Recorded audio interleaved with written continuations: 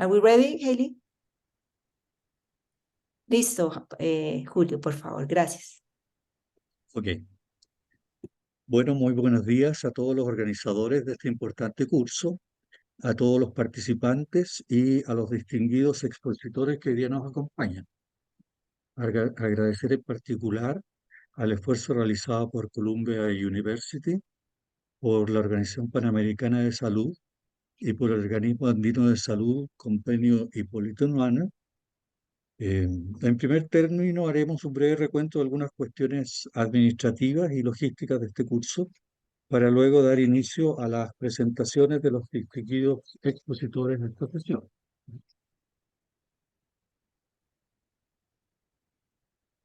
Bueno, el curso ya se extiende desde el 30 de agosto hasta el 29 de septiembre, como todos ustedes saben. Hoy día nos encontramos en la séptima sesión dedicada a salud mental, migración y cambio climático. Eh, De acuerdo a, digamos, a las cuestiones logísticas, ¿no es cierto? Las sesiones se grabarán y se publicarán en el sitio web dentro de las 24 horas. Las diapositivas de las presentaciones y el material de apoyo estarán disponibles para su descarga en el sitio web del curso. Y ahí tenemos entonces el enlace. Las preguntas se deberán escribir en el chat y al final de la sesión se responderán algunas preguntas dependiendo del tiempo disponible, ¿ya? Pero en todo caso, las que no se alcanzan a disponer, a responder en las sesiones, ¿no es cierto?, serán abordadas, digamos, posteriormente eh, contestadas adecuadamente. Se ruega durante las exposiciones mantener los micrófonos apagados y en lo posible mantener la cámara encendida, ¿cierto? Eh, En lo que se refiere a el certificado, los participantes que asistan a más del 70% de las sesiones, ¿ya?, que aprueben además un examen final del curso y que entreguen una reflexión de cómo los contenidos expuestos en el curso pueden ser aplicados en las áreas que se desempeñan, obtendrán un certificado de la capacitación en clima y salud otorgado, ¿ya?, por el GCECS de la Columbia University y por el Orascon. El examen final se realizará el 18 de octubre y en esta fecha también se deben enviar la reflexión al siguiente curso. Los objetivos de esta sesión son comprender los efectos del cambio climático en la salud de las poblaciones, ¿ya?, y relacionar los procesos migratorios con los efectos del cambio climático. Ambas temáticas de mucha importancia en materia de cambio climático, no siempre bien comprendidas, no siempre bien conocidas y difíciles muchas veces de estudiar. Sin embargo, tiene una relevancia fundamental, ¿no es cierto?, para establecer todos los programas de adaptación al cambio climático, que es parte de las funciones, ¿no es cierto?, del interés de los que participamos en este curso. Nuestros distinguidos expositores, ¿ya?, son Carlos García Santos, director de gerente de Ibermutuo, y Pablo Escribano, especialista regional temático de la Organización Internacional y Migración en Migración, Medio Ambiente y Cambio Climático. Por último, señalar que luego de esta sesión eh, tenemos, ¿no es cierto?, una sesión siguiente, que es la que hará Carlos Arósquipa, de manera entonces que paso a presentar a Carlos Javier Santos García. Carlos Javier Santos García es funcionario de carrera del Cuerpo Superior de Técnicos de la Seguridad Social Española. Es licenciado en Derecho con especialidad en Derecho Público de la Universidad de Sevilla, España. Doctorado en Derecho de la Universidad de Alcalá, España, con mención cum laude por la tesis doctoral sobre impacto social de la globalización. Máster en Relaciones Internacionales de la Universidad Rey Juan Carlos de Madrid, técnico superior de la presentación de riesgos, prevención, perdón, de riesgos laborales, ¿no?, de la Universidad de Alcalá, diplomado en gestión pública por el Instituto Universitario Ortega y Gasset de Madrid y diplomado en gestión de calidad por la Escuela de Negocios, ESADE. Actualmente, Carlos Javier Santos se desempeña como director gerente de Ibermutua, aseguradora colaboradora con la Seguridad Social, con un presupuesto de 1.600 millones de euros por año y que da protección a 1.700.000 afiliados, y colabora como consejero de la Secretaría General con la Organización Iberoamericana de Seguridad Social, especialmente en el área de la seguridad y salud en el trabajo. Con anterioridad ha ocupado diversos puestos de responsabilidad en la Secretaría de Estado de Seguridad Social e Instituto Nacional de Seguridad Social de España. Tengo entonces el agrado de dejar con ustedes a nuestro expositor, Carlos Javier Santos García. Adelante, Carlos. Bueno, muchas gracias, Julio, por la presentación. Siempre que oigo una presentación de este tipo, especialmente si es la mía, me vienen dos cosas a la cabeza. Una, que de años que mayor debe ser este individuo, y dos, ha estudiado tantas cosas que cuándo ha trabajado este hombre. Bueno, en realidad creo que lo más importante es que siempre he sido servidor público, siempre me he dedicado a las cuestiones sociales de manera vocacional. He colaborado y sigo colaborando desde hace 25 años con la Organización Iberoamericana de Seguridad Social, y ahora dirijo una entidad que es una mutua colaboradora con la Seguridad Social. Es parecida a las chilenas, pero no iguales, porque nos ampliaron el campo de acción, y además las mutuas en España operan sin ánimo de lucro, y fundamentalmente somos una entidad de gestión sanitaria y preventiva. También pagamos prestaciones económicas. No soy médico, que me preguntan siempre cuando termino estas intervenciones. Sí soy un gran estudioso, aficionado y convencido de que tenemos una carencia educacional en todos los países al respecto del comportamiento de nuestra salud mental y de la relación entre la salud física y mental, que ha de considerarse un todo y no como cosas diferentes, ¿no? En ese sentido, he estudiado, sí es verdad que he estudiado mucho, y que me apetece, y lo hago, compartir lo que he aprendido yo, que puede aprender cualquier persona, al respecto de cómo funciona nuestro cuerpo, cómo reacciona nuestro cuerpo a los impulsos, a las agresiones externas, a este cambio tan dinámico y tan drástico que estamos viviendo, y que la Organización Mundial de la Salud, pues bueno, pues nos apunta a que los problemas de salud mental realmente son una gran pandemia, que en algunas de sus manifestaciones pues afectan casi a la mitad de la población de este mundo que habitamos. Un placer, aunque no soy para nada experto en el tema de cambio climático, pero sí voy a intentar a partir de ahora estudiar más, porque creo que es muy importante que nos ocupemos de cuidar esta casa en la que vivimos y en la que aspiramos a que sigan viviendo nuestras sucesivas generaciones, ¿no? Bueno, y paso ya a compartirles una presentación que tengo preparada. Voy a intentar ir un poquito rápido, porque 40 minutos la verdad es que se me hacen escaso. ¡Ay! Perdón, que es que me he ido a la pregunta del final. A ver, ahora...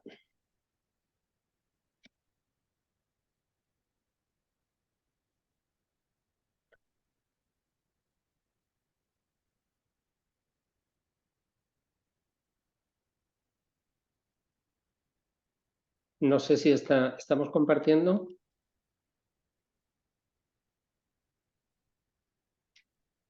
Bien. No, ¿Se ve o no?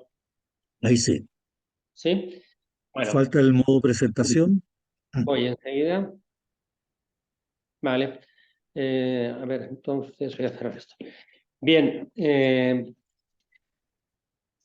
Casi lo primero es buscar un enlace entre lo que les quiero comentar de salud mental y la parte central de la formación que ustedes están realizando en relación con el cambio climático. Miren, en realidad todos los cambios que se producen drásticos sobre el ser humano generan una alteración. El ser humano necesita tiempo para adaptarse a los cambios, ¿verdad?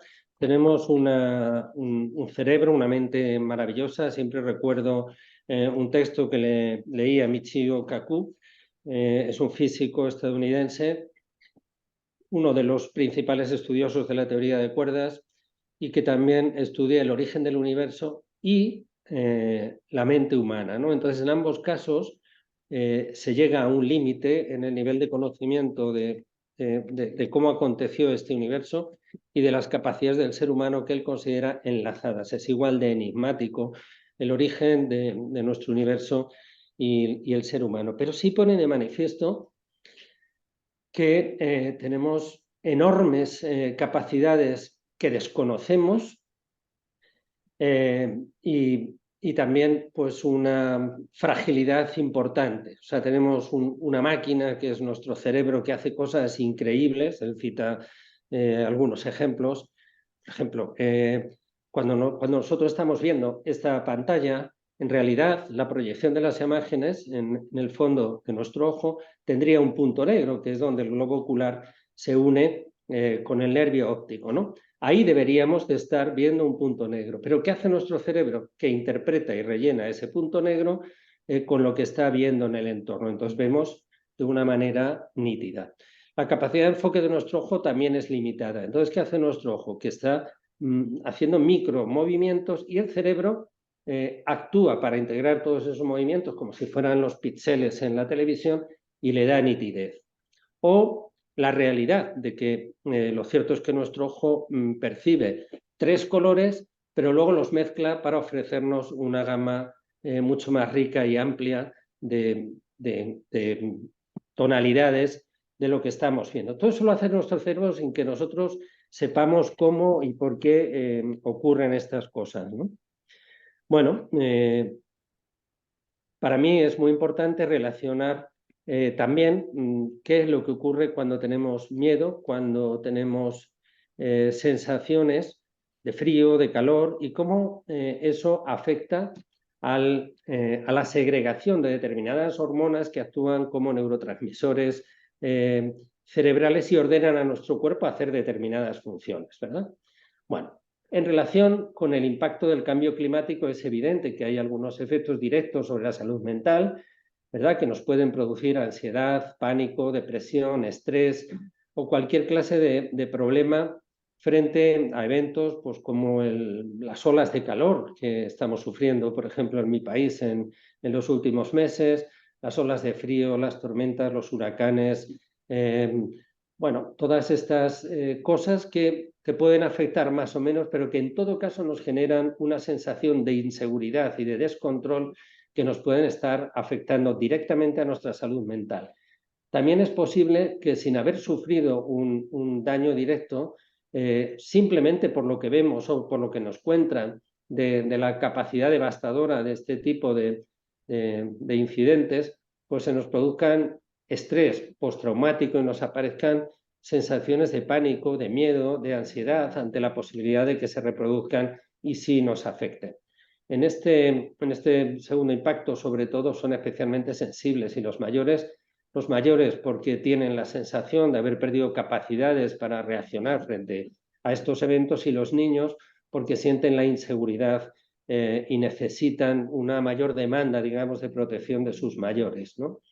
También hay efectos indirectos sobre la salud, como es el hecho, pues bueno, pues de que si se pierden las cosechas, el empleo, la vivienda, el agua, bueno, pues se van a producir circunstancias que van a invitar a las poblaciones de una manera forzada a abordar movimientos migratorios o se va a incrementar la delincuencia para obtener recursos para sobrevivir. Y bueno, todo esto son impactos que se pueden generar a partir del cambio climático sobre la salud mental. Yo creo que la Organización Mundial de la Salud tiene una definición estupenda de salud mental que me gustaría leerles.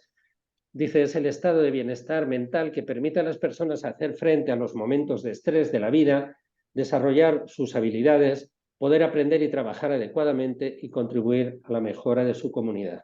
Es imprescindible la salud mental para sustentar nuestras capacidades y el desarrollo de las capacidades individuales y colectivas para tomar decisiones, establecer relaciones y dar forma al mundo en que vivimos. Para mí esta es una explicación muy completa y que si además le incorporamos que hay determinantes para el estado de salud mental, a veces son individuales, son de las condiciones que cada uno de nosotros tenemos por nuestra herencia genética, por nuestras habilidades emocionales innatas o las que hayamos desarrollado o aprendido, por la propia capacidad física o por la propio condicionante de una discapacidad, ¿no? Y otras son sociales. El ser humano es por naturaleza social. Hay un autor que a mí me encanta como lo cuenta, que es Yuval Harari. Yuval Harari, bueno, pues es como saben, es un historiador alemán. Para mí es un filósofo de nuestro tiempo, un filósofo enorme que explica un poco el desarrollo del ser humano. Y uno de sus libros habla específicamente de la necesidad de relación social del hombre y cómo el hombre se ha hecho, digamos, la especie más fuerte por su capacidad de cooperación. Eso es lo que nos ha llevado a grandes consensos, ¿no? Por ejemplo, el ejemplo típico, ¿no? Si pones un maletín lleno de millones de dólares y al lado un maletín con plátanos, un mono va a elegir siempre los plátanos. Los hombres elegiríamos el papel, un papel al que hemos acordado globalmente atribuirle un valor. Y a partir de ahí, pues nos ponemos de acuerdo en las transacciones. O hemos puesto en marcha un consenso mundial respecto de las reglas de juego del fútbol. Y son iguales en todos los sitios y las respetamos. Pero imagínense un estadio de 120.000 personas pues lleno de cualquier otra especie del universo. No serían capaces de mantener el orden. A veces nosotros lo perdemos también, ¿no? Pero bueno, la cooperación, la relación social y la cooperación es lo que nos ha llegado a progresar, a crecer y sobre todo la necesitamos para vivir.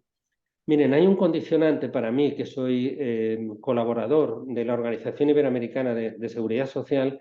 El desarrollo que los países tengan en materia de protección social es un determinante muy importante de la resiliencia, de la capacidad de adaptación del ser humano a los cambios.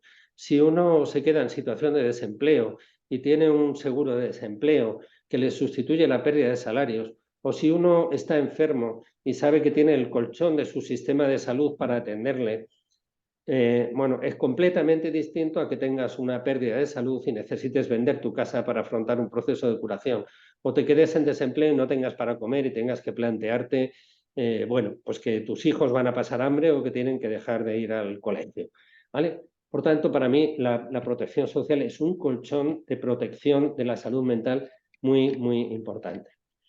Y paso ya a hablarles directamente de cómo nos funcionan las emociones, ¿no?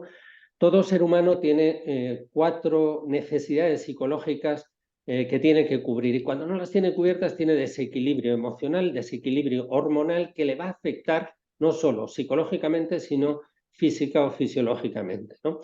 Esas necesidades son la competencia de dominio, la sensación de conocer dónde vivimos, mi entorno familiar, mi entorno social, mi entorno profesional, dónde estoy, cómo me desenvuelvo en mi ciudad, ¿vale? Tener un entorno que nos es familiar, nos es cercano y donde nos sentimos partícipes. La segunda necesidad es que en ese entorno que yo conozco, que yo domino, que es mi sitio donde me encuentro a gusto, tengo además alguna capacidad de influir, tengo autonomía para aportar cosas a mi comunidad, a mi familia, a mi trabajo, a la sociedad, ¿vale? Y tengo además una tercera necesidad, es la de propósito.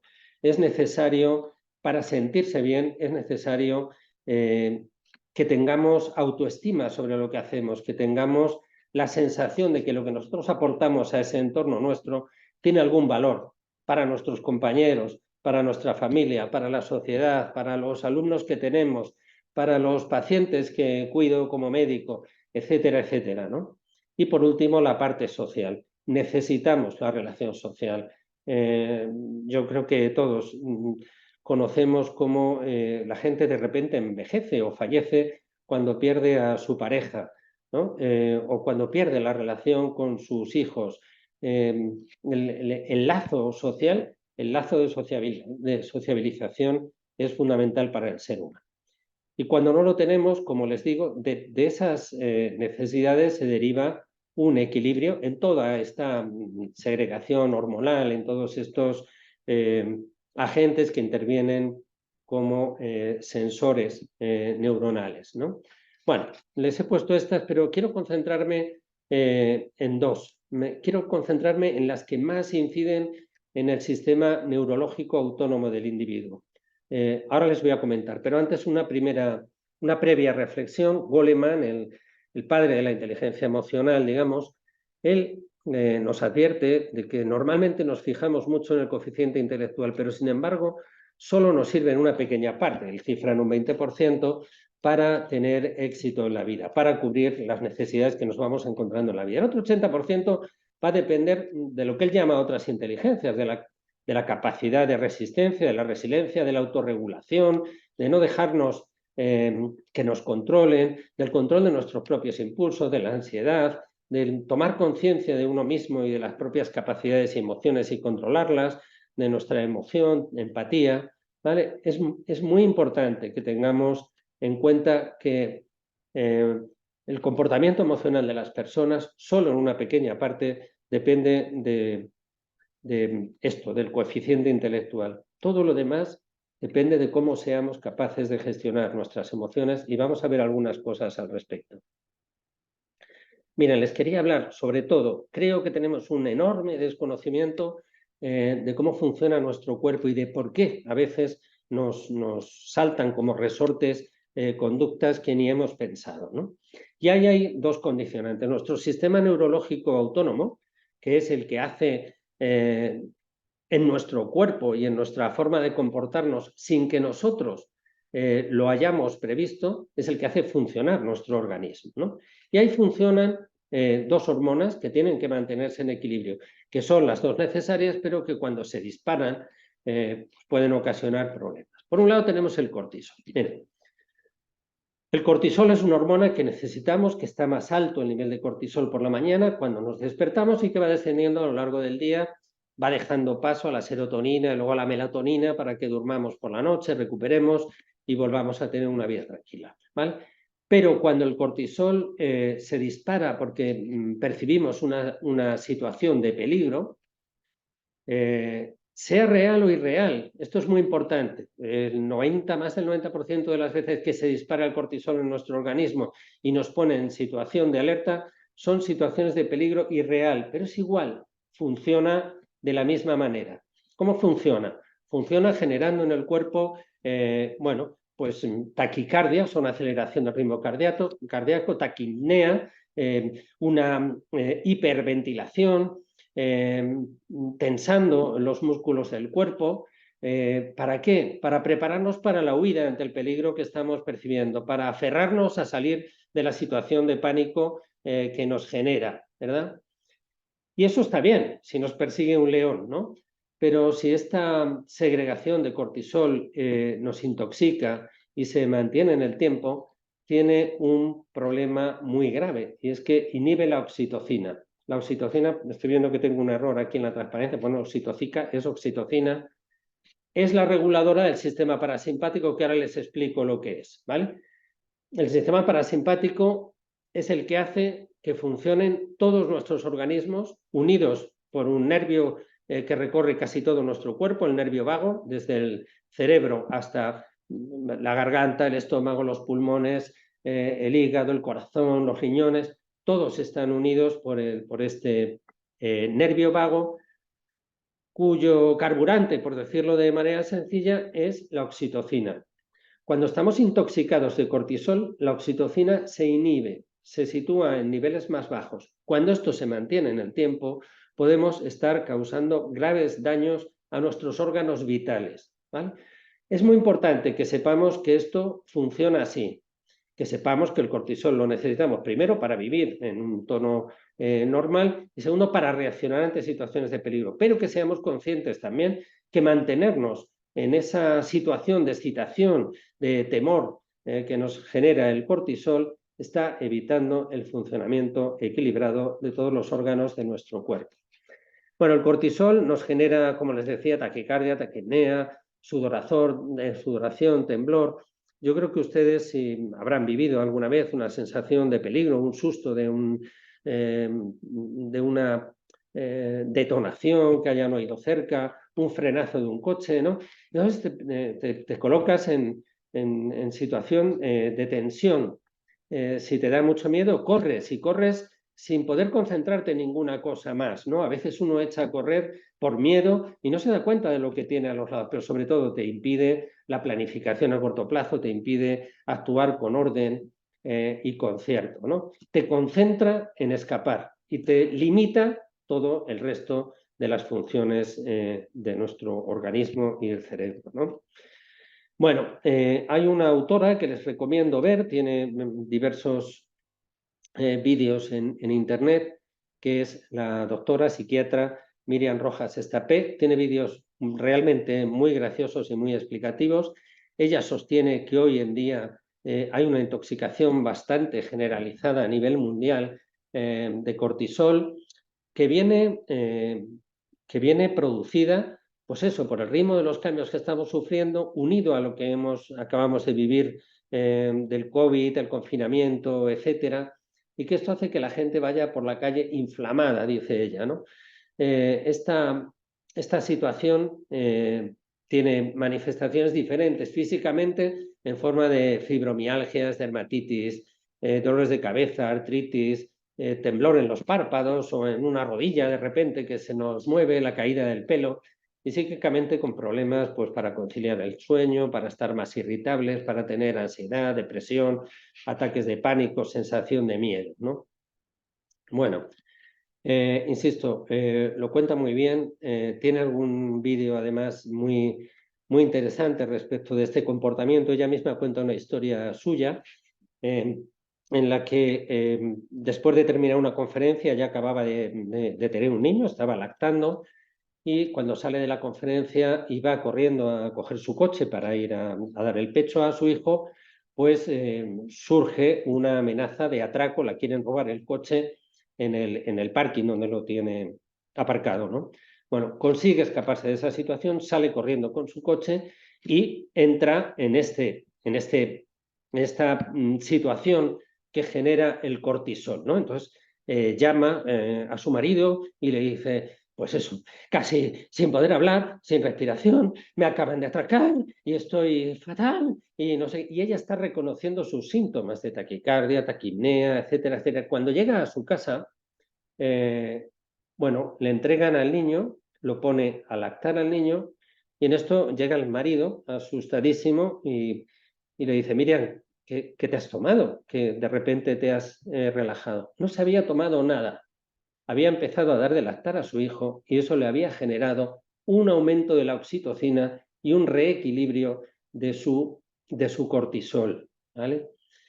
Bueno, ella cuenta esa historia a continuación, les dice a la gente que está en el Congreso, no es cuestión de que ustedes se pongan a lactar con el compañero que tienen al lado, pero en todo caso tengan en cuenta que el contacto físico, los abrazos, las relaciones sexuales, por supuesto, todo lo que les genere a ustedes tranquilidad, genera oxitocina y permite equilibrar. Los chutes grandes de cortisol, de situaciones de miedo, suelen durar espontáneamente pues hora y media, 2 horas. Si conocemos que situaciones que nos lleven al relax, a veces es la música clásica, a otros les relaja al revés, la música techno, a otros les relaja el mindfulness o la meditación o el ejercicio físico. Cualquier actividad que nos produzca relajación física va a ayudar a la generación de oxitocina y a equilibrar esta intoxicación de cortisol. Bueno, de hecho, nada, esto es una foto que se publicaba pues ahora, hace un año, de un experimento que había hecho la Universidad de Minnesota, que había administrado oxitocina a leones y pasaban a comportarse como gatitos. Hoy la oxitocina se maneja también pues, en los partos para favorecer la dilatación y que todo el proceso vaya mejor. En definitiva, la oxitocina es un sistema de equilibrio y regulación de todos nuestros órganos que hace que todo esté en armonía y todo funcione bien, ¿verdad? Miren, otro autor que les recomiendo es Rafael Santandreu. Este es un psicólogo, conductista. Yo no es que le tenga especial cariño, que no se lo tengo, pero tiene una anécdota preciosa de la capacidad del ser humano para adaptarse, ¿no? Este psicólogo, como todos los conductistas, lo que dicen es que ante una situación que nos abruma, que nos genera ansiedad, miedo, bueno, pues lo que hay que hacer es vivirla, dejarse llevar, afrontarla y esperar a ver qué pasa, porque en casi el 100% de las ocasiones, aunque creamos que nos vamos a morir en una situación de ansiedad, no nos morimos, ¿no? Bueno, y cuenta la historia de un paciente que tuvo él, que, bueno, pues consigue un trabajo para laborar en el alcantarillado de una gran ciudad. Lo hace perfectamente equipado, con su mono antihumedad, con sus botas, con su mascarilla y tal. Pero bueno, cuando entra en las cloacas con 2 compañeros más, bueno, el ambiente húmedo, el olor pestilente, le abruma la oscuridad, las ratas. Bueno, y entonces entra en absoluto pánico, cree que no va a ser capaz de sostener su relación laboral y, bueno, pues va a visitarle para que le ayude.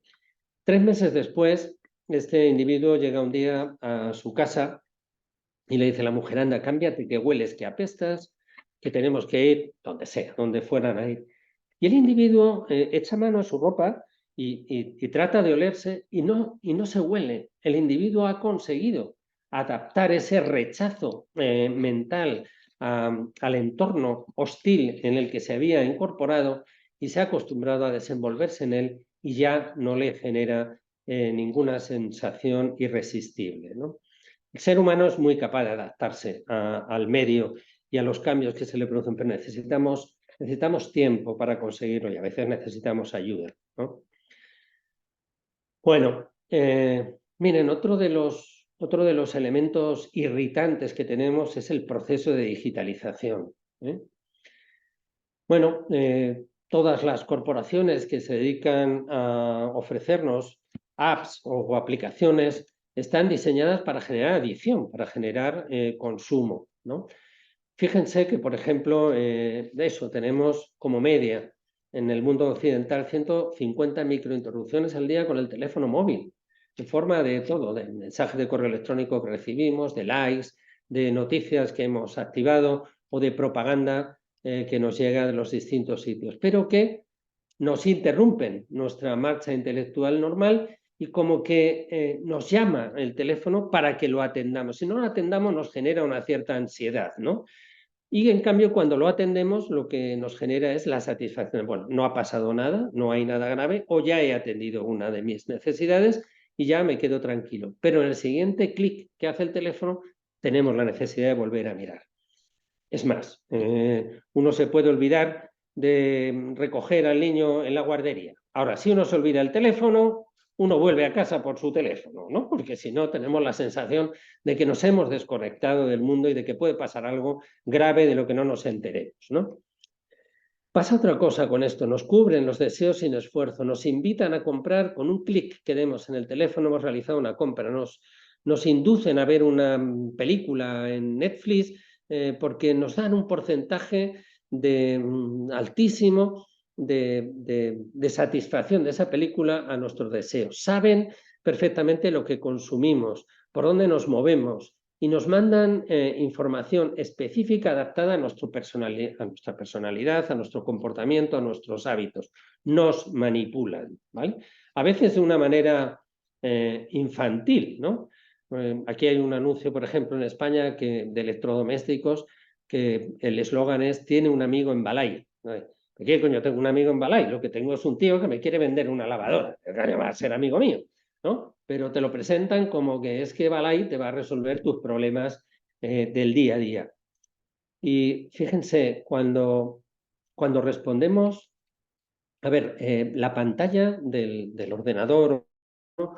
Lo que hacen es devolvernos a la etapa más primitiva del comportamiento humano. Cuando un bebé ha nacido, cuando todavía no sabe hablar, un bebé reacciona ¿a qué? Reacciona a la luz, reacciona al sonido y reacciona al olor de sus padres. Ahí se activa, ¿vale? Bueno, estos sistemas informáticos hacen lo mismo, nos activan de la forma más primaria del ser humano, nos es difícil resistirnos, ¿no?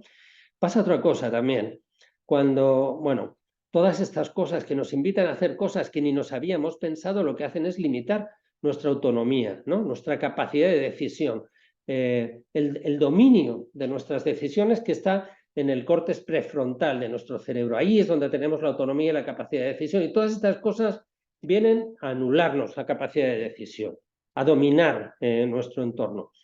Y pasa otra cosa, cuando utilizamos herramientas externas, como por ejemplo el GPS, perdemos capacidad, perdemos memoria. Muchas veces uno sabe perfectamente volver a su casa, pero uno lleva puesto una aplicación de conducción y te lleva por otro lado. Y tú dices, este no es el sitio por el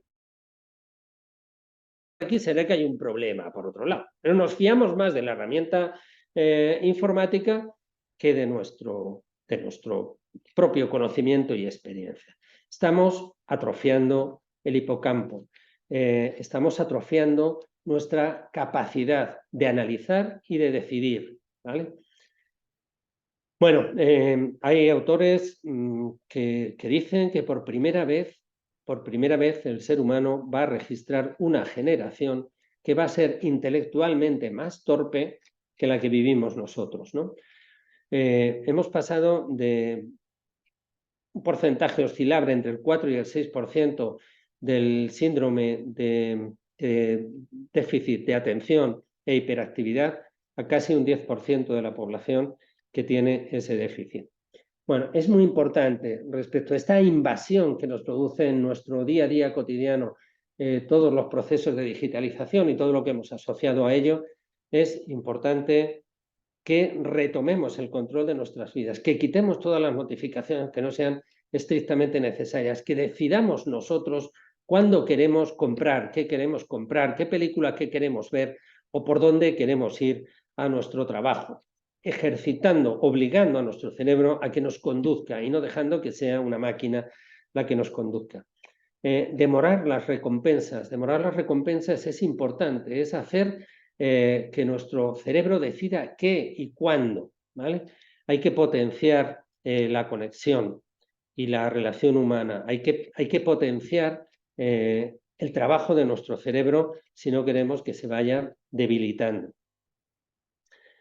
Miren, en este libro que se llama Sedados hay un autor también bien interesante, Jen Davis, que explica también el por qué hay esta expansión de los problemas de salud mental. Y él considera que es, bueno, pues es que estamos en un sistema de organización social en Occidente que fomenta el individualismo, que reduce la intervención del Estado y la protección del Estado, y que eso hace que la gente se sienta más desvalida. Hace un estudio específico de cómo funcionó el gobierno de Estados Unidos y del Reino Unido en el COVID, cómo fueron inicialmente negacionistas y cómo ello multiplicó en 4 meses las tasas de depresión en Reino Unido, pues duplicándolas prácticamente, ¿no? No es un libro político, no es una cuestión de ideología política, es una cuestión que este otro autor australiano explica aún mejor. Bernard Goering, que además ha trabajado con población indígena, tiene también experiencias bien interesantes. Bueno, él, para empezar, cuestiona el diagnóstico clínico de las enfermedades mentales. Él dice que cuestiona que el sistema seguido por Kraepelin de tratar de inducir un diagnóstico a partir de unos síntomas vale para decidir si uno tiene o no una neumonía. Porque, bueno, pues oye, tienes fiebre, tose, problemas respiratorios, debes de tener el neumococo. Luego te analizan la sangre y tienes el neumococo. Pero cuando tú diagnosticas una depresión o un Alzheimer por síntomas, en realidad no tienes acceso a ver si en el cerebro se ha producido una distorsión como la que tú has calificado. Por tanto, no hay una relación causa-efecto y bueno, él cuestiona todo esto y dice, oiga, hay mucho de cómo juzga usted las situaciones en función de los valores que va generando la sociedad. Y hay mucho del desarraigo que para el ser humano han supuesto los cambios sociales. Este empieza por contar, por ejemplo, que cuando vivíamos en las pequeñas sociedades, en las pequeñas aldeas, uno nacía en una familia y nacías en la familia artesana y ibas a ser artesano, pero sobre todo, toda la familia iba a ser artesana y todos iban a responder a las necesidades. Y si fallecía un miembro de la familia, los demás se iban a hacer cargo de sus hijos y de sus necesidades. Y si el padre se hacía mayor o la madre y necesitaban ayuda, desde luego no se cuestionaba deshacerte de ellos o llevarlos a una residencia. No, no, no, eso formaba parte. ¿Y eso qué hacía?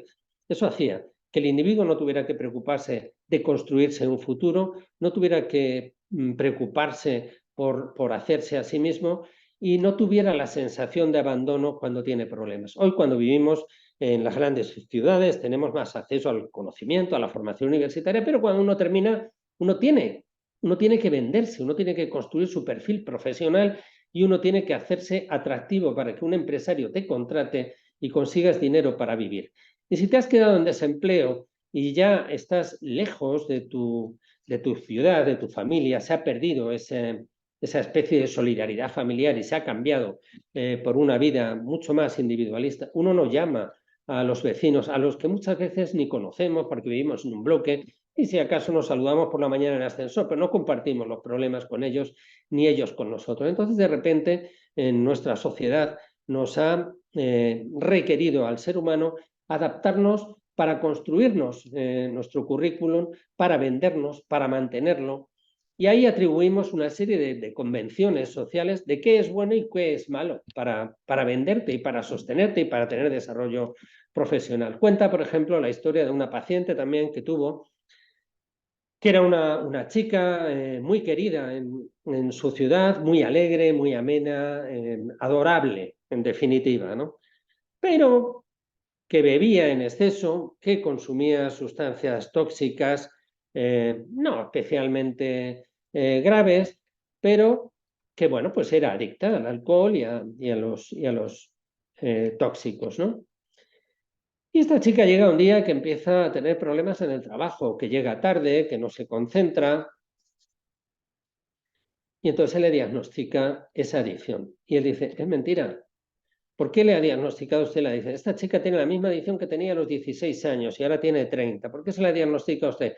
Porque deja de cumplir la función social, el rol que hemos consensuado, que es el que corresponde a una persona adulta, de tener una familia organizada, un trabajo organizado, levantarte una hora, acostarte una hora. Pero si esta mujer siguiera viviendo como en su familia cuando tenía 16 años, nadie se plantearía eso.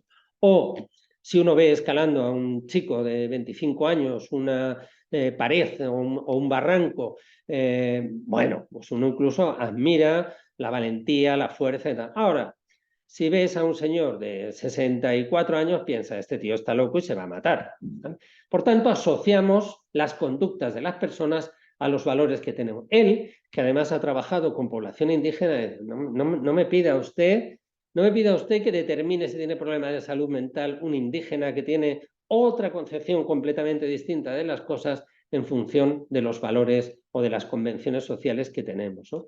Bueno, él pone mucho énfasis en que hemos cambiado desde antes de la revolución industrial hasta ahora, pero no hemos desarrollado en paralelo el colchón que el ser humano necesita para conseguir la adaptación a la nueva forma de organizarnos, ¿no? Echa en falta muchas políticas comunitarias que ayuden a quitar la tensión que supone sentirte solo, la soledad, la relación con los demás, ¿vale? Bueno, y en el mundo laboral la salud mental sigue siendo absolutamente un estigma, ¿no? El trabajador piensa que si presenta una baja por depresión, pues ya va a ser considerado un loco el resto de su vida, ya le va a afectar a su desarrollo profesional. Las empresas no les gusta tampoco tener bajas por problemas psicológicos, pareciera que fueran una empresa tóxica. Bueno, todo esto hay que desmitificarlo. Las empresas tienen que tener una visión objetiva. La salud mental es exactamente igual que la salud física, requiere las mismas prevenciones, requiere autocuidados que tenemos que conocer y sobre todo son absolutamente recuperables, la inmensa mayoría de ellas siguiendo procesos normales. Pero fíjense, hay cosas tremendas. Este estigma lleva, por ejemplo, en el Plan Nacional de Salud Mental que se presentó el año pasado en mi país, se recogían muchos datos, mucha información que ustedes pueden ver en la página del Instituto Nacional de Estadística, si les interesa. Pero hubo una que me llamó especialmente la atención y es que tardamos entre 8 y 12 años en acudir a un profesional de la salud mental desde que tenemos los primeros síntomas. Claro, cuando llegas al psicólogo o al psiquiatra después de 8 años de arrastrar problemas de salud mental, llegas achicharrado. ¿Por qué nos pasa eso? Primero, por la estigmatización y segundo, en España, por lo menos porque tenemos una carencia de psicólogos y psiquiatras tremenda en relación con Europa. Bueno, pues nosotros tenemos 6 psicólogos por cada 100.000 habitantes frente a los 18 que tienen algunos países de nuestro entorno. 11 psiquiatras frente al doble que tiene la mayoría de los países. ¿Qué ocurre? Que los problemas de salud mental los tratan los médicos de atención primaria y los tratan ¿cómo? Con fármacos que te palían o te evitan los síntomas, pero que no inciden en las causas, ¿vale? Y entonces, pues bueno, son situaciones pasajeras o mejoras pasajeras, ¿no?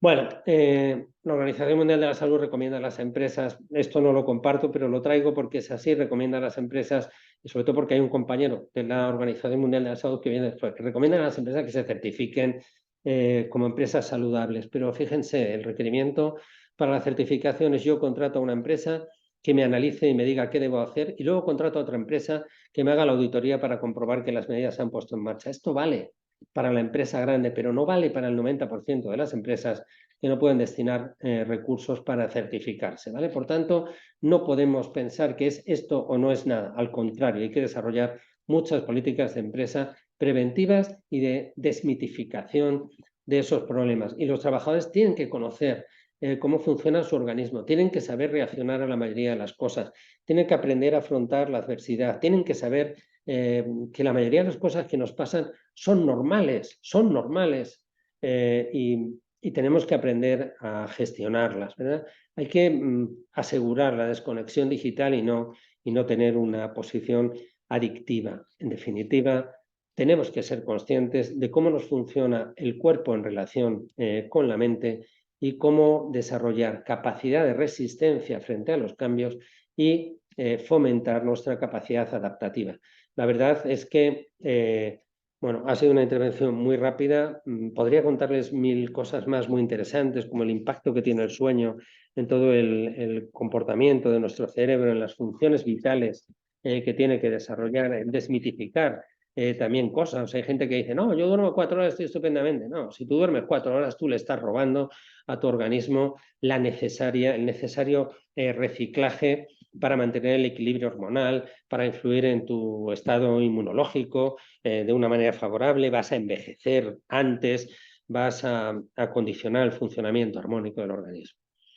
Bueno, y para terminar, me han dicho que les propusiera esta respuesta para que respondan en la estadística de Zoom. Y pues ahí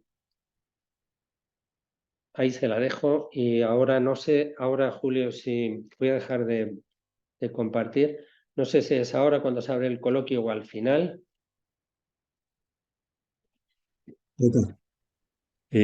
Bueno, agradecemos a Carlos Javier su presentación. En realidad ha sido una presentación no solo muy interesante, sino también muy motivadora y debo reconocer que además ha sido inquietante, ¿no? De manera entonces que creo que realmente nos pone de relieve la importancia que tiene, digamos, la salud mental y tal vez nos quedamos un tanto y hacia el final de las exposiciones, ¿no es cierto?, a consultarle respecto de cómo introducir, ¿ya?, el tema de salud mental en el cambio climático, digamos, en términos concretos, ¿ya? Entonces aprovecho de reiterar, ¿ya? Que digamos, se puedan generar las preguntas que a través del chat, hay un chat de preguntas y respuestas, donde se pueden entonces generar las preguntas, y la idea es entonces al término de la exposición, ya de las dos exposiciones, ya, y dependiendo lo que el tiempo nos lo permita, dar respuesta a dichas preguntas. En todo caso, las preguntas que no puedan ser respondidas directamente en la sesión de hoy serán respondidas posteriormente, ¿no es cierto?, a través de los mecanismos propios que ha establecido, digamos, la organización del curso. Julio, he de decir Pasamos una en... cosa. Ah, Sí, perdón. adelante. No, he de decir No, una cosa adelante. respecto de la pregunta. Es correcto lo que se ha producido, se han repartido mayoritariamente entre el cortisol y la oxitocina, porque la pregunta no está bien formulada por mi parte, porque digo, ¿cuál de las siguientes hormonas es determinante para el correcto funcionamiento de nuestro sistema neurológico autónomo? Debería decir nuestro sistema neurológico parasimpático, el que regula el funcionamiento de todos nuestros órganos vitales, entonces sería la oxitocina. Pero si no dices nada, el sistema neurológico autónomo está condicionado por el equilibrio entre el cortisol y la oxitocina para que todo funcione bien. Por tanto, excelente respuesta. Los que han dicho dopamina se han confundido y la melatonina es para dormir. ¿Vale? Bueno, yo quedo pendiente entonces de que se abra el turno de preguntas al término. Gracias. Ok, muchas gracias, Carlos. Quedamos entonces atentos a las posteriores preguntas al término de la sesión, ¿ya? Y damos entonces la palabra a Pablo Escribano, ¿ya? Quien, Pablo es especialista regional temático de la Organización Internacional para las Migraciones, OIM, en migración, medio ambiente y cambio climático. Se encarga de apoyar la intervención de la OIM en la relación entre migración y medio ambiente en los países de las Américas, desde la oficina regional de la OIM en San José de Costa Rica. Pablo Escribano ha cursado estudios de máster en Ciencias Políticas y en Historia en el Instituto Politécnico de París y tiene una licenciatura en Ciencias Políticas con especialización en América Latina y la península ibérica por la misma universidad. De manera entonces que con mucha expectativa y mucho agrado dejamos con ustedes a nuestro siguiente expositor, Pablo Escribano. Adelante, Pablo. Muchas gracias. ¿Me escuchan? Sí. Sí, muchas gracias por la presentación. Como decía, me llamo Pablo Escribano, soy especialista regional en migración, ambiente y cambio climático en la Organización Internacional para las Migraciones. Para los que no conocen, es una organización de las Naciones Unidas con 175 Estados miembros y dedicada a la gobernanza de la movilidad humana, de la migración. Tenemos oficinas en casi todos los países del continente. Yo trabajo en la oficina regional y cubro todas las Américas y el Caribe, y me dedico en particular a la interrelación entre la migración y los factores ambientales y climáticos, que es un tema de agenda cada vez más importante conforme avanzan lamentablemente los impactos de las amenazas ambientales y climáticas, y conforme también avanza la evidencia científica disponible sobre este tema y el interés de las contrapartes, de gobierno, etcétera, en abordar el tema. Y cada vez también estamos observando, y aquí es donde quizás empiece ya la presentación, una interacción cada vez más importante con los procesos de salud y las cuestiones de salud, ¿verdad? Y a mí también la presentación de Carlos es cierto que es preocupante, y no estoy seguro, digamos, que vaya a mejorar mucho el optimismo, digamos, después de mi intervención, pero sí que quería abordar algunos elementos de la relación entre migración y cambio climático que son importantes en el espacio andino, y también elaborar un poco sobre cómo, digamos, se interrelacionan con cuestiones de salud. Siguiente diapositiva, por favor. Lo primero que quería decir es que la interrelación entre migración, factores ambientales o climáticos y salud todavía está, digamos, en exploración, ¿verdad? todavía es un nexo de trabajo que es relativamente reciente, con lo que esta sesión, digamos que es bastante innovadora en ese sentido. Yo personalmente he hecho presentaciones sobre muchos temas, pero muy pocas veces sobre migración, cambio climático y salud. Hay algunos documentos exploratorios, como este artículo que ven que salió en Lancet Planetary Health, que empieza a abordar, digamos, cómo interactúan las tres variables, ¿verdad? La variable de población en movimiento, la variable de factores ambientales y climáticos y la variable de salud. Adelante. Justamente en ese artículo hay un gráfico que es el que ven aquí y que va un poco a guiar esta intervención, que durará una media hora, entendiendo, digamos, y vamos a ir un poco más en detalle, como decíamos, las interacciones entre los diferentes fenómenos, ¿verdad? Por un lado tenemos los fenómenos de movilidad o poblaciones en movimiento, con, como ven aquí, y vamos a detallar un poco más, diferentes formas de movilidad, reconociendo que no todas las personas migran o se desplazan de la misma manera.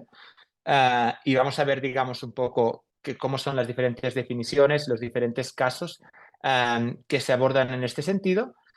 ¿Cuáles son los impactos del cambio climático global que influyen en estas movilidades y en los factores de salud, verdad? Atendiendo a que el cambio climático, obviamente lo entendemos como cambio en las variables climáticas de largo plazo, pero con repercusiones concretas en la frecuencia y la intensidad de las amenazas en particular, tanto de amenazas de tipo repentino, como puedan ser inundaciones, huracanes, deslaves, como amenazas de tipo gradual, como pueden ser subida del nivel del mar, sequías, etcétera, y cómo interactúan, digamos, con impactos de salud y cuáles son, digamos, los impactos de la salud que se ven afectados, ¿verdad? Entendiendo que hay varios aspectos que hay que tener en cuenta, tanto en términos de movilidad como en términos de cambio climático. Entonces, estas son las interacciones que vamos a intentar explorar y intentar, digamos, abordar o sacar algunas conclusiones al respecto. Siguiente, por favor. Entonces, primero, ¿qué entendemos por migración por motivos ambientales o por motivos climáticos en particular? Lo primero que quería decir era que no existe, digamos, una definición internacional acordada sobre lo que es la migración por motivos climáticos, ¿verdad? No hay ninguna convención, como podría haber, por ejemplo, en términos de refugio, ¿verdad? Hay una convención, la Convención de Ginebra del 51, que define lo que es una persona refugiada. No hay lo mismo para la migración por motivos climáticos, ¿verdad? Entonces, tenemos algunas definiciones de trabajo. Esta que aparece en pantalla es la definición de la OIM, que define a los migrantes por motivos, o la migración por motivos climáticos como el movimiento de personas que cambian de lugar de residencia por factores, digamos, derivados del cambio climático. Quiere decir, en resumen, quiere decir que es la movilidad de personas que, por culpa de una amenaza climática o vinculada con el cambio climático, como una inundación, una sequía, la subida del nivel del mar, cambian de lugar de residencia. Y es importante la segunda parte porque puede ser de manera más voluntaria o más forzada, de manera más temporal o más permanente y dentro del país o fuera. Quiere decir que la migración climática puede ser dentro del país, pero puede ser internacional.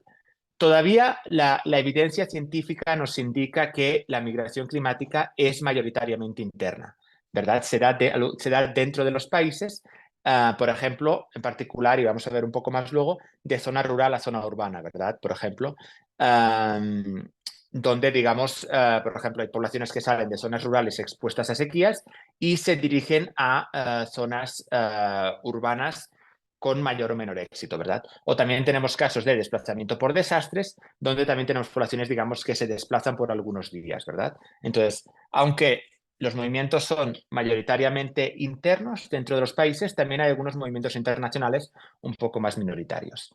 Luego tenemos con carácter temporal o permanente, ¿verdad? De mayor o menor duración. Tenemos algunos desplazamientos por desastres que duran algunos días y algunos movimientos permanentes, ¿verdad? Cuando se reubican comunidades, cuando hay, por ejemplo, procesos de urbanización, en los que sí ya tenemos movimientos que tienen más duración en el tiempo, ¿verdad?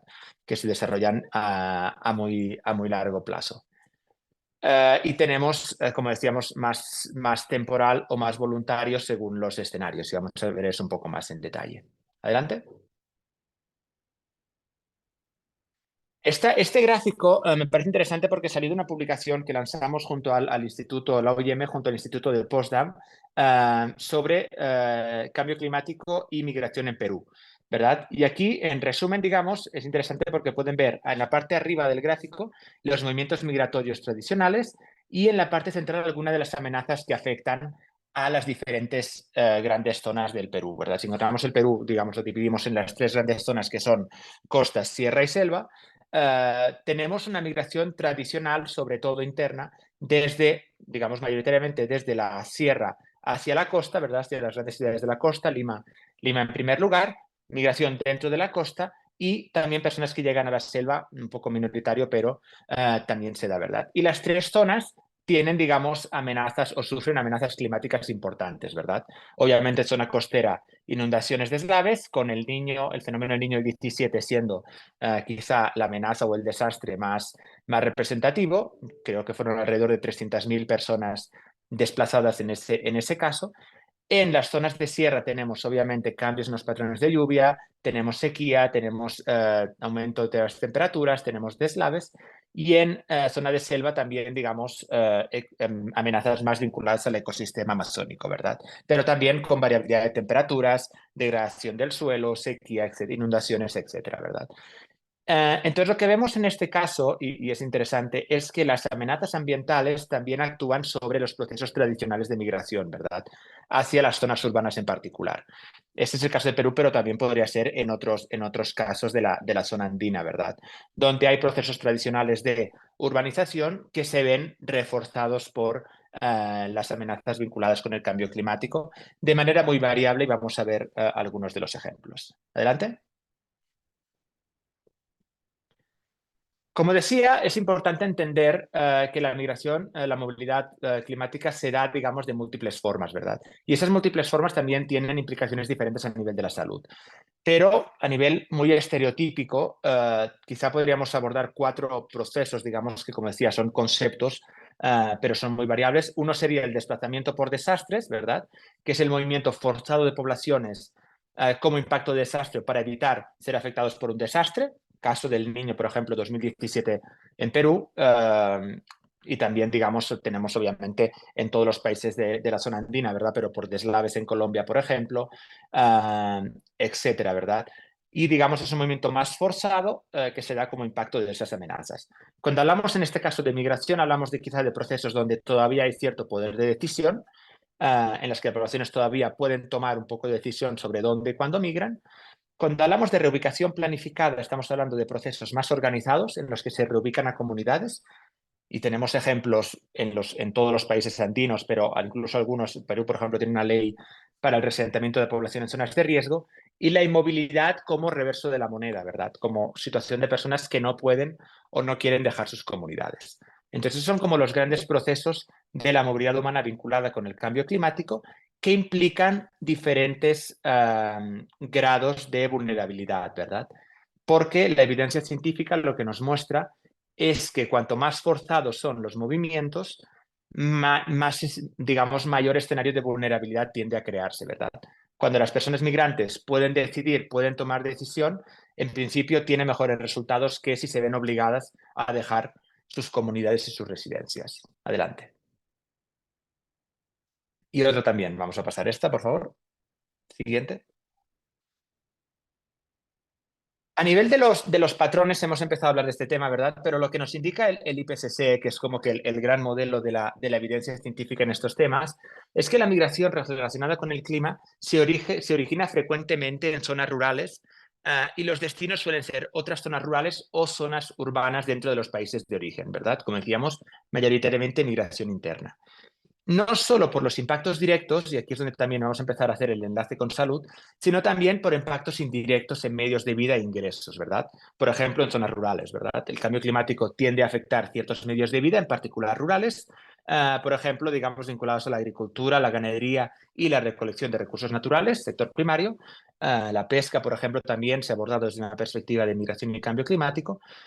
Y en esos casos, la migración, los impactos del cambio climático tienden a crear un mayor potencial para la migración como respuesta, ¿verdad? Quiere decir que, por ejemplo, en las zonas costeras andinas en el 17 se observó un desplazamiento por desastre directamente vinculado a las inundaciones, pero también una migración, digamos, más indirecta vinculada, por ejemplo, a los impactos en la costa, en la zona pesquera, ¿verdad? Y movilidades desde la costa de poblaciones, digamos, que ya no podían asegurar sus medios de vida en zona costera derivados de la pesca, ¿verdad? Y en ese caso también la evidencia nos muestra una variación de género en la respuesta, ¿verdad?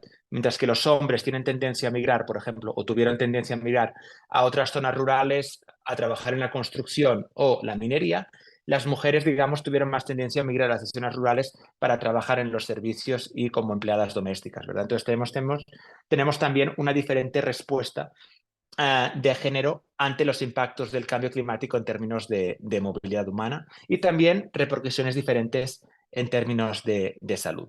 Adelante. Si intentamos, digamos, y es de manera muy resumida porque es un poco parcial, pero cómo son las cifras de desplazamiento por desastres, son, digamos, los globos azules que aparecen en la pantalla, ¿verdad? Del año pasado. Entonces, esas cifras obviamente cambian mucho año por año según las amenazas que hayan afectado, los desastres que hayan afectado al territorio, ¿verdad? El año pasado tuvimos muchos nuevos desplazamientos por desastres en Brasil, en Colombia, en Estados Unidos. En el año 2020, por ejemplo, los países más afectados fueron los países de Centroamérica por los huracanes Eta y Iota. En 17 estaríamos hablando de un impacto muy diferencial en zona andina, ¿verdad? En 16, por ejemplo, estaríamos hablando de un impacto muy diferencial en Ecuador por el terremoto. Entonces, depende mucho las cifras de desplazamiento por desastres de cuáles son los desastres que afecten al territorio, ¿verdad? Siendo que, salvo algunos casos específicos como Haití, como El Salvador y como Colombia, tiende a haber en toda la región más nuevos desplazamientos por desastres que por conflicto y violencia, ¿verdad? En general, si conseguimos a toda la región en el conjunto, los desastres provocan más desplazamientos que el conflicto y la violencia en la región. Adelante. Si vamos ya abordando la cuestión de la salud, digamos, y cómo esos procesos migratorios inciden en la salud, lo que nos indica el IPCC, de nuevo, la evidencia científica, es que si vemos los resultados en términos de salud de las personas migrantes climáticas, vemos una gran variabilidad, como decíamos, según el contexto, el país y las circunstancias particulares de la migración o la inmovilidad, ¿verdad? El último punto es particularmente relevante, ¿verdad? Según cómo se desarrolle la movilidad climática, va a haber tendencialmente mejores o menores o peores resultados en términos de salud, ¿verdad? Como decíamos, el desplazamiento, la migración con poca agencia, quiere decir cuando las personas se ven obligadas a desplazarse, se asocia con malos resultados en salud, bienestar socioeconómico y genera menos beneficios para comunidades de origen y destino. ¿Qué quiere decir? Quiere decir que si la movilidad se da de manera organizada, con recursos y con procesos de adaptación bien establecidos, puede haber una mejora en, digamos, los indicadores de salud de las poblaciones afectadas. Si, en cambio, tenemos procesos de desplazamiento por desastres donde haya mucha reactividad y poca preparación, habrá una tendencia, digamos, a resultados peores, ¿verdad? Por ejemplo, en situaciones de desplazamiento por desastres, aparte, digamos, obviamente, del daño que el desastre pueda crear a la salud de las personas, incluyendo muertes, también puede haber, digamos, una destrucción, por ejemplo, de los servicios de salud, puede haber, digamos, un menor acceso a alimentos, a agua, etcétera, puede haber una mayor vulnerabilidad ante enfermedades de vectores, puede haber, obviamente, mayores implicaciones en términos de salud mental y psicosocial, por lo que ese tipo de movilidad, de desplazamiento forzado por desastres, tiende a tener resultados negativos a nivel de la salud, de los indicadores de la salud de personas afectadas. Siguiente. Y aquí es donde empezamos a ver, digamos, pensar, por ejemplo, cómo vemos los impactos en estas diferentes formas de movilidad, ¿verdad? Si hablamos de desplazamiento por desastres, como hemos dicho, seguramente va a haber cuestiones de destrucción de infraestructura y limitado acceso a infraestructura de salud y acceso a servicios de salud, procesos de inseguridad alimentaria, hídrica y, digamos, una situación de vulnerabilidad bastante significativa, ¿verdad? Por ejemplo, el ejemplo que aparece abajo es que en el 17, huracanes Irma y María en el Caribe causó daños generalizados en la infraestructura y los servicios de salud, ¿verdad? Y aquí también una vulnerabilidad, por ejemplo, diferenciada en personas adultas mayores, ¿verdad? Y hay evidencia científica del impacto que los huracanes Irma y María tuvieron a nivel de la salud de las personas adultas mayores por la falta de acceso a servicios, también por la falta de acceso a la electricidad, ¿verdad?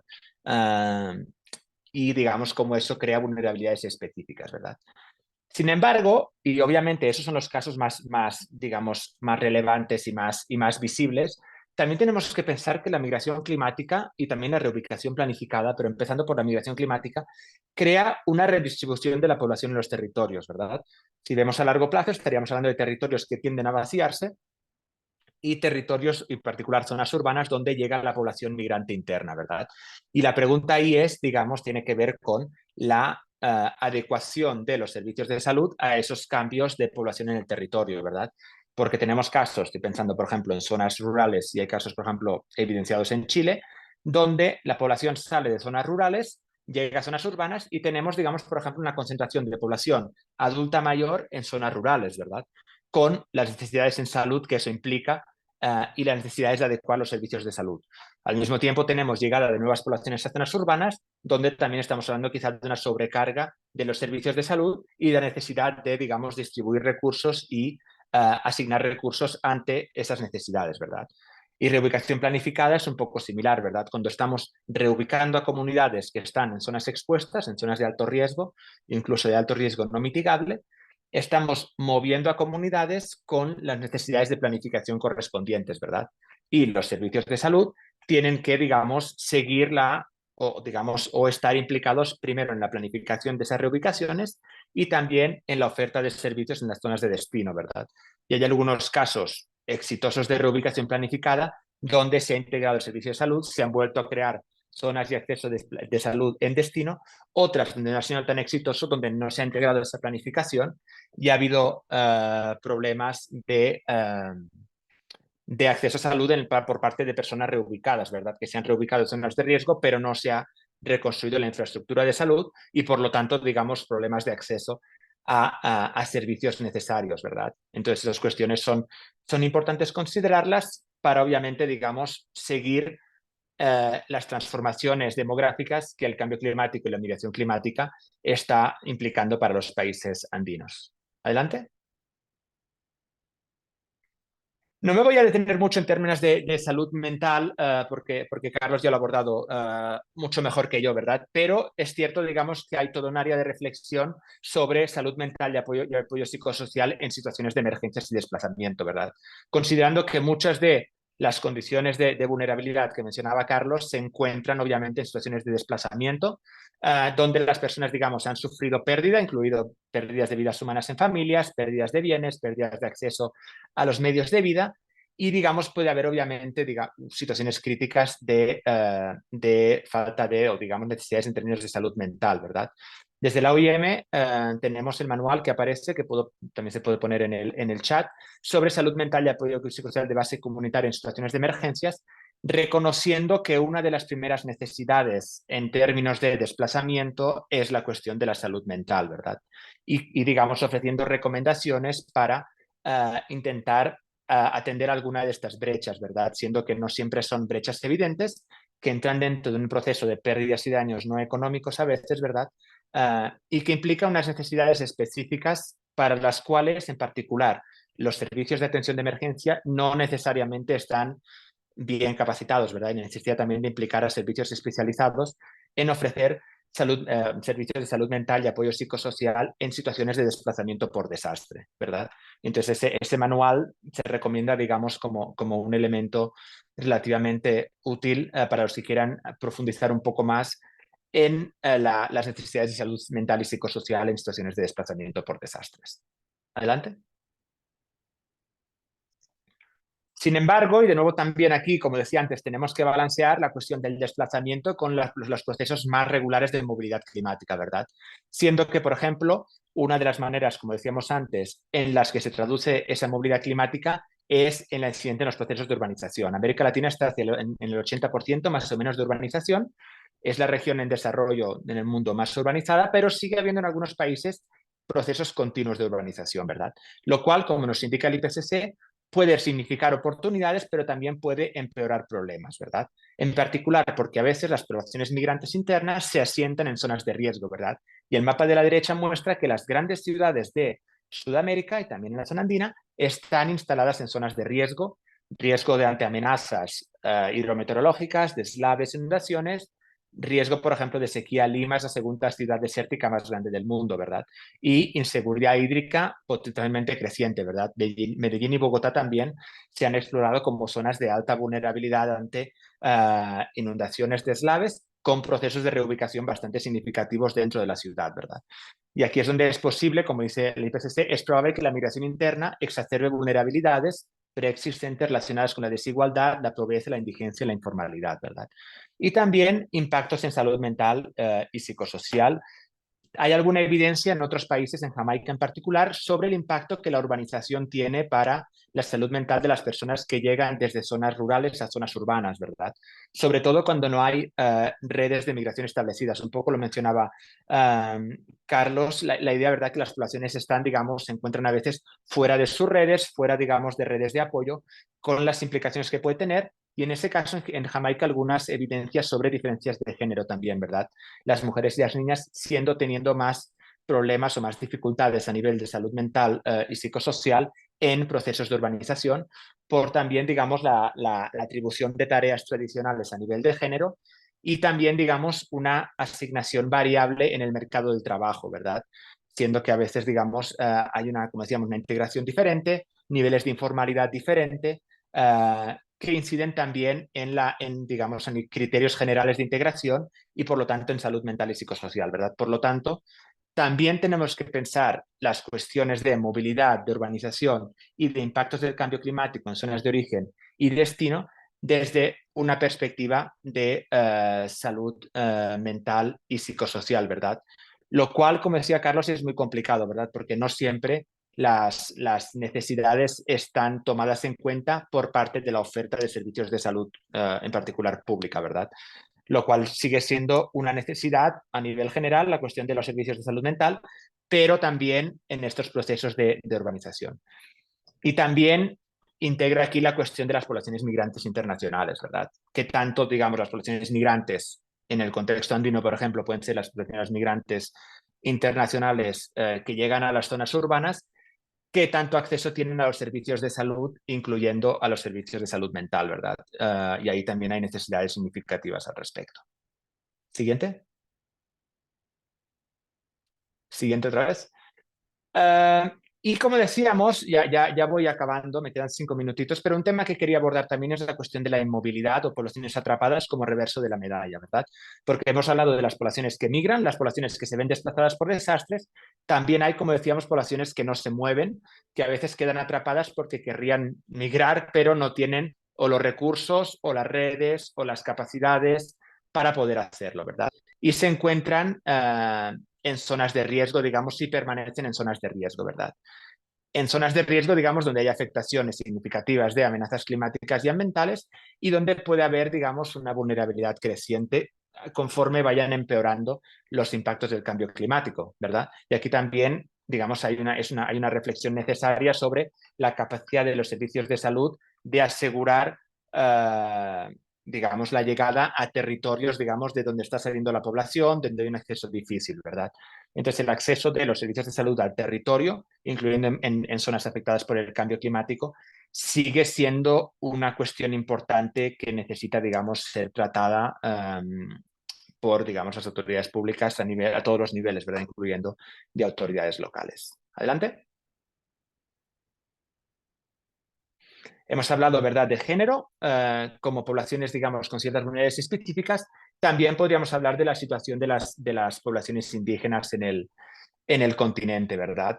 Porque también, digamos, tienen una vulnerabilidad, también capacidades específicas de adaptación, ¿verdad? Pero también cierta vulnerabilidad específica, en particular debido a la dependencia de actividades muy expuestas a los cambios climáticos y procesos migratorios complicados, ¿verdad? Recordando que en América Latina y el Caribe la mayoría de la población indígena ya vive en zonas urbanas, ¿verdad? Pero es cierto que la evidencia nos muestra que al migrar, en particular a zonas urbanas, pueden verse obligadas a abandonar medios de vida y a veces viven en condiciones de discriminación y exclusión, ¿verdad? Incluyendo desde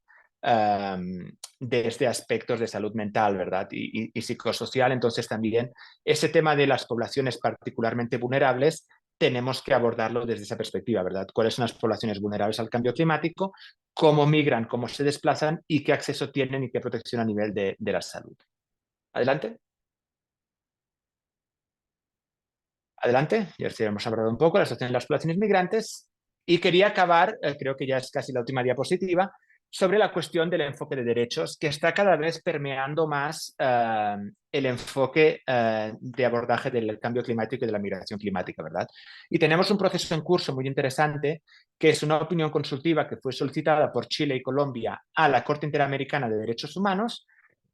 Y el trabajo de la Corte Interamericana es revisar las obligaciones en el Sistema Interamericano de Derechos Humanos para responder a las preguntas que fueron enunciadas por Colombia y Chile. Y una de esas preguntas implican, por ejemplo, cuál es el alcance de los estados, de las obligaciones de los estados frente a la emergencia climática en lo que refiere a la determinación de impactos sobre, por ejemplo, la movilidad humana, las afectaciones a la salud y a la vida, pérdidas no económicas, etcétera, ¿verdad? Entonces, hay un proceso en curso actualmente en la Corte Interamericana en la que se van a derivar, a partir del sistema de derechos, cuáles son las obligaciones de los estados ante la emergencia climática en términos de salud, pero también en términos de movilidad, ¿verdad? Y esa opinión consultiva me parece que es un proceso muy interesante porque va a derivar concretamente las obligaciones de los estados, ¿verdad? ¿Qué obligación tienen los estados, por ejemplo, de proteger a las personas migrantes ambientales y ofrecerles servicios de salud, ¿verdad? O ofrecer servicios de salud en situaciones de desplazamiento, ¿verdad? Entonces, esa opinión consultiva va a poder mover la agenda en el tema y va a crear, digamos, o va a revisar obligaciones, lo cual va a ser muy interesante en este sentido. Adelante. Y ya con eso me queda 1 minuto y medio, pero quería acabar quizá concluyendo un poco como hemos empezado, ¿verdad? Con la idea de que el nexo entre migración, movilidad humana, cambio climático, salud sigue siendo un tema bastante incipiente, pero sí que estamos empezando a identificar pistas de reflexión conforme vemos la manera en que las personas se mueven, ¿verdad? Hemos hablado de desplazamiento por desastres, de migración, de reubicación. Conforme esa movilidad crea afectaciones en términos de salud, en acceso a los servicios de salud, en salud mental y psicosocial, en impactos concretos del cambio climático a nivel de vidas, de seguridad alimentaria, incluso a nivel de cambio de los vectores, ¿verdad? Y hay también un trabajo que seguramente han estado abordando de cómo el cambio climático cambia la incidencia de ciertas enfermedades vectoriales y cómo todo eso, digamos, se integra con procesos de movilidad humana, en particular en poblaciones en situación de vulnerabilidad específica. Entonces, con eso ya cerraría y quedo atento a la discusión de las preguntas. Muchas gracias. Muy bien.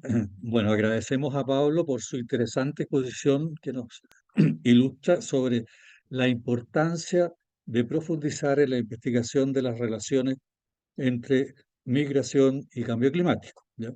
Y teniendo presente que dichas relaciones, tal como se expuso, son especialmente complejas y transversales, ¿ya? Creo que nos queda tiempo para, no más allá de 2 preguntas, ¿ya? Señalar que en todo caso las preguntas que no alcancemos a responder aquí van a ser de todas maneras, ¿no es cierto?, puestas en la página web, ¿ya? Y por lo tanto tendrán respuesta, ¿ya? De manera entonces que me voy a permitir leer una pregunta para cada uno de los expositores, ¿ya? Señalando que nos queda escasamente 6 minutos para ambas respuestas, ¿ya? En el caso de preguntas para Carlos Javier, ¿ya? ¿Cómo se pueden apoyar desde las estrategias ambientales a la salud mental en el contexto de la crisis ambiental? Y en el caso de Pablo, ¿no es cierto? El impacto de la migración por motivos de cambio climático son afectados generalmente por catástrofes o desastres naturales. Sin embargo, digamos, la pregunta es, ¿en qué se basa posteriormente la escogencia del sitio de destino? No Carlos, sé qué le parece a Pablo, la mía podría estar 2 horas seguramente hablando y pensando al respecto. Yo creo que pasan muchas cosas en relación con el cambio climático y la salud mental. Desde que tenemos muy mala información, posiciones contradictorias, negacionistas, pocas políticas públicas de respaldo a situaciones catastróficas, poca solidaridad internacional respecto de este tipo de acontecimientos y la sensación del ser humano de que hay poco respaldo ante esta agresión que escapa a las posibilidades individuales generalmente de actuación, ¿no? Esto produce inseguridad, produce miedo y genera todas esas cosas que decimos. Entonces yo creo que el ser humano es muy adaptable a muchas cosas, pero hay que trabajarlas. Quiero decir, hay gente que vive a 50 grados de temperatura, pero si esto se lo cuentan a un chileno como Julio, pensara, se muere uno. A partir de los 40 se muere uno, ¿no? No, pues hay gente que vive a los 50 grados y hay gente que vive en el polo. Y los que viven en Ecuador pensarán, bueno, imposible que yo me adaptara allí. Seguro que sí, nos aclimatábamos, pero necesitaríamos tiempo, necesitaríamos aprendizaje, necesitaríamos cambiar nuestros hábitos de vida y sociales. Necesitamos, en definitiva, acomodar la evolución que estamos llevando, ¿no? Y yo creo que en lo que se refiere a las políticas de conjunto, necesitaríamos un mayor compromiso de los gobiernos para sentirnos un poco más seguros y limitar esta incertidumbre que nos genera todo esto. Y podría hablar mucho más, pero seguro que va a ser más práctico escuchar a Pablo respecto de las catástrofes, que es algo que, como es material, nos es más fácil, creo, de comprender, ¿no? Excelente, Carlos. Muchas gracias. Adelante, Pablo. Sí, no, muchas gracias por la pregunta. Digamos, la pregunta es, después de un desastre, digamos, cómo las personas eligen dónde migran o dónde se desplazan, ¿verdad? Y digamos que la respuesta es tan variada casi que como los escenarios, ¿verdad?